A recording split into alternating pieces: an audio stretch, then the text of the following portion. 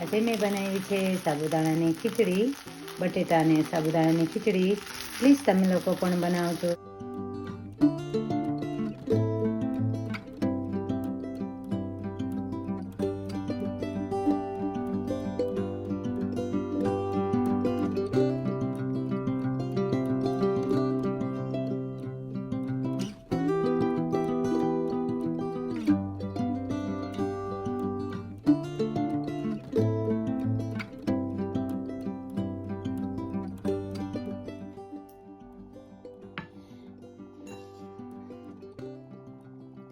જય સ્વામિનારાયણ. કેમ છો બધા? મજામાં છો? વેલકમ ટુ જ્યોતિષ શ્લોક. આજે હું બનાવવાની છું ફરાળી ખીચડી.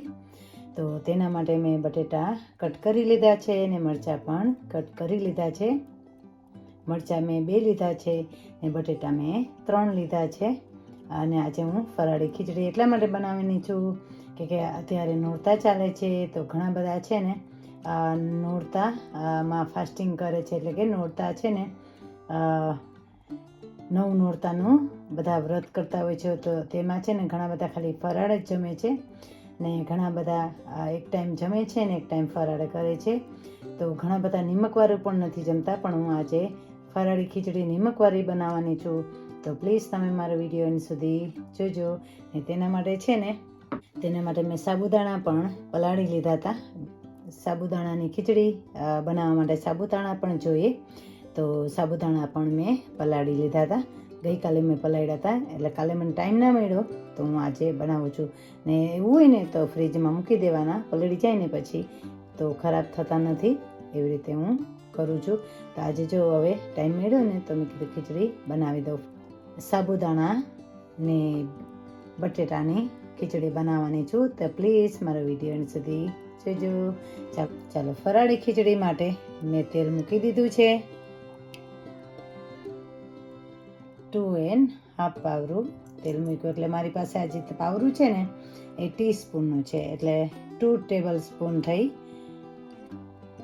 એટલે 2.5 ટેબલ સ્પૂન થઈ. આવી રીતે મેં તેલ મૂકી દીધું છે. જો તેલ મેં મૂકી દીધું છે. હવે તેલને છે ને બરવા નહીં દેવાનું. એકદમ ધુવાળો નીકળે ને એવી રીતે આપણે તેલ નથી ગરમ કરવાનું. આપણે ગરમ કરવાનું છે જીરું આપણું શેકાય ને એટલું જ ગરમ કરવાનું છે, રાઈટ. એટલે ચેક કરી લેવાનું એવી રીતે. જો જીરુંના દાણા નહીં ખાને છે ને તો ગરમ થઈ ગયું છે, જોયું. હવે છે ને આપણે એમાં જીરું મૂકશું. સાબુદાણાની ખીચડી વઘારીએ છીએ તો તેના માટે 1/2 ટીસ્પૂન જીરું જોઈએ.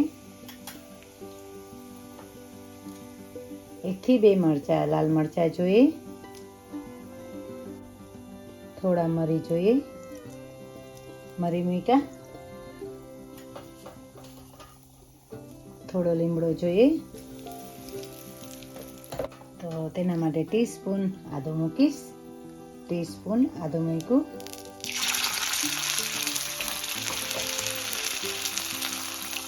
લીલા મરચાં 2 મૂક્યા.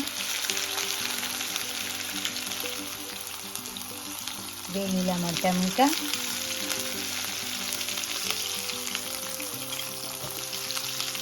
હવે છે ને આદુને શેકી લેવાનું. આવી રીતે આદુને શેકી લેવાનું.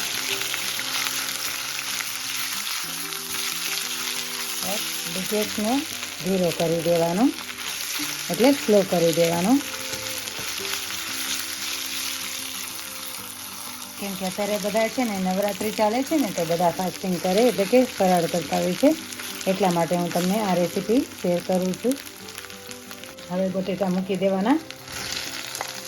મેં 3 બટેટા લીધા હતા, મીડિયમ સાઇઝ. બટેટાને પહેલાં વોશ કરી લેવાના, એટલે મેં વોશ કરી લીધા હતા, એટલે ધોઈ લીધા હતા બટેટાને. ને ગેસને થોડો સ્લો કરવાનો, એટલે બટેટા તમારા છે ને નીચે બેસે નહીં. જો મારા બટેટા નીચે બેસી નથી ગયા, જોયું. નકર છે ને બટેટા બેસી જાય. ને બટેટા છે ને એકદમ કોરા ના હોવા જોઈએ. થોડા ભીના હોય ને તો તેલમાં છે ને નીચે બેસી ના જાય. હવે છે ને આપણે છે ને એમાં હળદર મૂકશું, કે અમે છે ને ફરાળમાં હળદર જમીએ છીએ એટલા માટે. મૂકી 1/2 ટીસ્પૂન, થોડી ઓછી મૂકી, 1/2 ટીસ્પૂનથી થોડી ઓછી મૂકી. હવે છે ને નિમક મૂકીશ 1 ટીસ્પૂન. 1 ટીસ્પૂન મેં નિમક મૂકી દીધું. હવે છે ને બટેટાને હલાવી લેવાના. આવી રીતે હલાવશો ને સાબુદાણાની ફરાળી ખીચડી વઘારું છે. બટેટાને સાબુદાણાની ફરાળી ખીચડી હું આવી રીતે બનાવું છું. હવે છે ને હવે 2 થી 3 મિનિટ આપણે ઢાંકી દેવાનું છે. હવે છે ને ઢાંકી દેવાનું. ઢાંકીને 2 થી 3 મિનિટ આપણે રહેવા દેશું એટલે બટેટા ચડી જાય. જો હવે છે ને હું ઢાંકણું ખોલીશ. જો આવી રીતે વરાળ થવી જોઈએ એટલે નીકળવી જોઈએ. આવી રીતે વરાળ નીકળવી જોઈએ. ને જો બટેટા ચડવા આવ્યા છે ને ફરીથી એને છે ને ચેક કરી લેવાના કે ચડ્યા છે કે નથી ચડ્યા. તમે ધીરે તાએ કરશો ને તો એક પણ બટેટું છે ને નીચે નહીં બેસે. તો નીચે નથી બેઠું જોયું. એટલે સ્લો તાએ ચોળવવાના છે આપણે બટેટાને. હજી બટેટા ચડ્યા નથી એટલે ફરીથી ઢાંકણું ઢાંકવાનું છે. જો નાના બટેટા હોય ને એ ચડી જાય પણ મોટા બટેટા નથી ચડ્યા. હવે ફરીથી ઢાંકણું આપણે ઢાંકવાનું છે 1 થી 2 મિનિટ. હવે ફરીથી ઢાંકણું ખોલી લેવાનું. બટેટા ચડી ગયા છે ને તમને ખબર પડી જશે ચડી ગયા છે બટેટા. બટેટા ચડી ગયા છે ચેક કરી લેવાના. આવી રીતે ચડી ગયા છે બટેટા. હાથેથી પણ તમે ચેક કરી શકો પણ હાથેથી ગરમ હોય એટલે ધ્યાન રાખવાનું. હવે છે ને હું જે આ સાબુદાણા છે ને એમાં મૂકી દઈશ. ધીરે ધીરે કરી સાબુદાણા હવે આવી રીતે મૂકી દેવાના.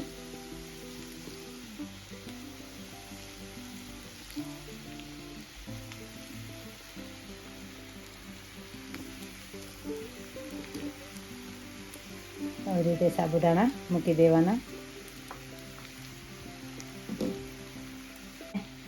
માંડવીનો ભૂકો મૂકી દેવાનો. આવી રીતે માંડવીનો ભૂકો મૂકી દેવાનો એની ઉપર જ.